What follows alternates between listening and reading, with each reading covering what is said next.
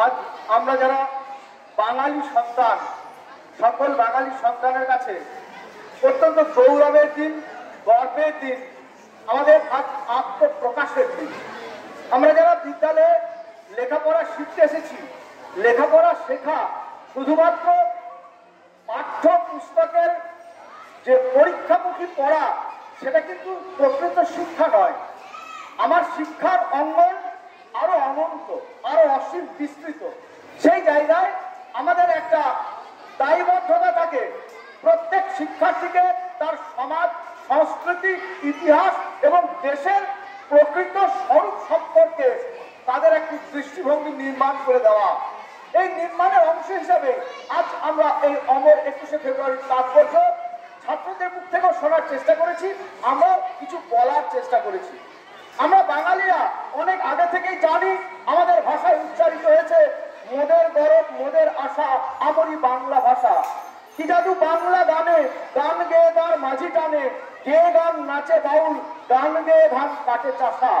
এই বাঙালির সংস্কৃতির যে বিপুল সাহিত্য ভান্ডার, তা পৃথিবীর অন্যতম শ্রেষ্ঠ সাহিত্য ভান্ডার। আমাদের ঘরে জন্মগ্রহণ করেছেন রবীন্দ্রনাথ ঠাকুর, আমাদের ঘরে জন্মগ্রহণ করেছেন শরৎচন্দ্র চট্টোপাধ্যায়, আমাদের ঘরে জন্মগ্রহণ করেছেন পণ্ডিত ঈশ্বরচন্দ্র বিদ্যাসাগর। এটা আমাদের পরম গৌরব। এই গৌরবের দিনগুলিকে আমরা যদি নিজেদের মধ্যে আত্মস্থ করতে না পারি, উপলব্ধি করতে না পারি, আমাদের গৌরবের সম্পদ কোনগুলি, তার শিক্ষা অঙ্গনে আসা না আসার মধ্যে কোনো পার্থক্য থাকে না। আমি অত্যন্ত আক্ষেপের সাথে বলতে বাধ্য হচ্ছি, ক্লাসে ঢুকে থেকে সেকেন্ড পিরিয়ড ফার্স্ট পিরিয়ড থেকে স্যার আমার পড়া আছে, কোন ইডিয়ট টিউশন পড়ার অধিকার দিয়েছে? সেই ইডিয়টটাকে আমি প্রশ্ন করবো, যদি হিম্মত থাকে কালকে আসবেন। শুধুমাত্র পরীক্ষা পাস করার শিক্ষা কোন গৃহশিক্ষক দিয়েছেন? এটা আমি অত্যন্ত আক্ষেপের সঙ্গে, খুব ঘরের সঙ্গে উচ্চারণ করছি। ওকে লজ্জা লাগলো, ঘৃণা লাগলো এই ধরনের শিক্ষকদের শিক্ষকতা করা। এটা কি শিক্ষা দেয়? এটা শিক্ষা নয়, এটা শিক্ষা নয়, কুশিক্ষা। আবার উচ্চারণ করছি এবং ছাত্রছাত্রীদের কাছে আমি অত্যন্ত ক্ষোভের সঙ্গে অনুরোধ করছি, আমি যে অনেক কথা বললাম একটু ধৈর্য ধরে শোনার জন্য, কারণ এই কথাগুলি শোনার খুব প্রয়োজন আছে। আমরা ইতিমধ্যে শুনলাম 1952 সালে ঢাকা রাজপথে রফিক, সালাম, জাফর, কুদ্দুস এদের লাশ পাওয়া গিয়েছিল। আরো অন্তত 35টা লাশ নিখোঁজ, যাদের কোনো ইতিহাসের পাতায় কোনো নাম পাওয়া যায় না। কত বড় মর্মান্তিক একটা মেসাকার হয়েছিল। এই মেসাকার ইংরেজিটাই সব থেকে ভালো অ্যাপ্রোপ্রিয়েট এখানে। যে হত্যাকাণ্ড ঘটানো হয়েছিল, বাঙালির মুখের ভাষা কেড়ে নেওয়ার অধিকার ছিনিয়ে নেওয়া হয়েছিল, সেদিন রফিকরা বুকের রক্ত দিয়ে এই বাঙালির মর্যাদা রক্ষা করেছিলেন, বাংলা ভাষার মর্যাদা রক্ষা করেছিলেন। আজ আমরা সেই ইতিহাসকে ভুলে গিয়ে খুব লজ্জার সঙ্গে, ক্ষোভের সঙ্গে উচ্চারণ করতে হচ্ছে। আবার আমরা চাইছি যে উর্দু আমাদের মাতৃভাষা হোক। আমরা কোন মহামূর্খ কালিদাস যে আমরা কি পিছনের দিকে যাব, যার থেকে মুক্তি পেয়ে আমরা জন্ম নিয়েছিল স্বাধীন বাংলাদেশ। সেই স্বাধীন বাংলাদেশের আজকে কি হাল? আজ আমরা চাইছি, আর আমরা পশ্চিমবাংলা বসে থেকে আমরা যারা বিভিন্ন জায়গায় করে বেড়াই সভা সমিতি, যারা সংস্কৃতি জগতের লোক, একটু নেচে গিয়ে নিজের মুখ দেখাতে যায় মাইক্রোফোনে, মিডিয়ার সামনে, এর বেশি কিছু নয়। কটা লোক উচ্চারণ করি, আর ঝাড়খণ্ডের থেকে উঠে যাচ্ছে, সরকারি স্কুল থেকে বাংলা উঠে যাচ্ছে। কটা লোক আমরা জানি, কটা লোক খবর রেখেছি, কটা লোক প্রতিবাদ করেছি, কটা লোক ফেসবুকে লেখালেখি করেছি? আমরা করিনি, কারণ আমাদের আত্মমর্যাদা, আমরা বাঙালিরা বড়ই বেশি মানে আত্মঘাতী।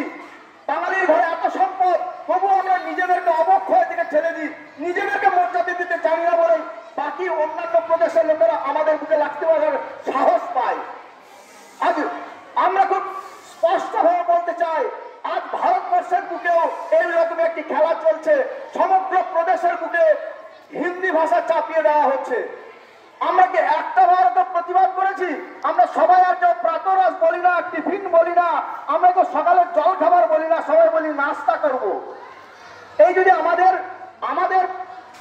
দৃষ্টিভঙ্গি হয়, আমাদের যদি চলার পথ হয়, ভাষার প্রতি কোন একটা জাতি বেঁচে থাকে তার সঠিক ভৌগোলিক ভূখণ্ড এবং তার নিজস্ব সংস্কৃতি এবং তার নিজস্ব ভাষা, এবং ভাষার হাত ধরেই তার বুনিয়াদ, সংস্কৃতির বুনিয়াদ নির্মাণ হয়। আমাদের বাংলা ভাষা উচ্চারিত ইতিমধ্যে ঘোষণা হয়েছে যে আন্তর্জাতিক মাতৃভাষা দিবস। আরো একটি ঘোষণা বাকি থেকে গেছে যে এই ভাষা পৃথিবীর অন্যতম শ্রেষ্ঠ মধুরতম সাহিত্যিক ভাষা। এবং সারা পৃথিবীতে জনসংখ্যার নিরিখে আমরা বাঙালিরা 40 কোটি লোক আছে, পঞ্চম স্থানে অবস্থান করছি। এই তথ্যগুলো আমাদের জানা দরকার। এবং আমাদের ঘরে সব থেকে বেশি সাহিত্য সম্ভার আছে এবং সাহিত্যিক উৎকর্ষতার নিরিখে আমাদের স্থান তৃতীয় পর্যায়ে, তৃতীয় স্থানে আছে সারা বিশ্ব জুড়ে। এই জায়গাগুলি যদি আমরা না জানি, আজ ভাষার মর্যাদা যদি না জানি, তাহলে আমাদের বিদ্যালয়ে আসার কোনো মর্যাদা থাকে না। যারা সপ্তম শ্রেণীর ততোধিক পাঠ পড়ছো, নিশ্চয়ই তারা সপ্তম শ্রেণীতে এই পাঠগুলি নিয়েছো, তাই তাদের কাছে আর হয়তো বেশি কিছু বলার প্রয়োজন থাকে না। সকলের কাছে আমার অন্তরের ক্ষোভের কথা কিছু জানালাম এবং সেই সঙ্গে একটি ছোট্ট কথা, আক্ষেপের কথা বলি, দিয়ে আমার কথা শেষ করবো।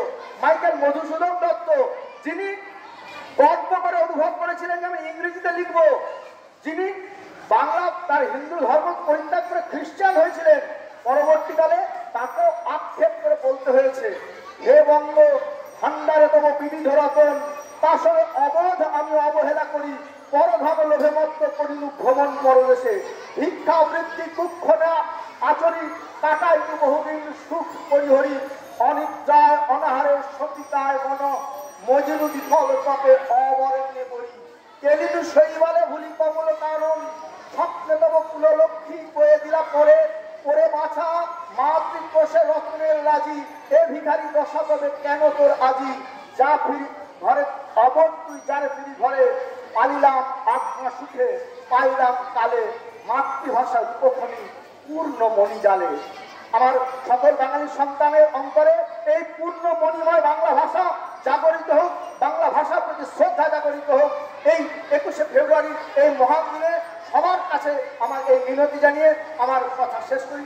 সকলে ভালো থাকুন। জয় বাংলা মায়ের জয়, বাংলা ভাষার জয়। সকলে ভালো থাকুন।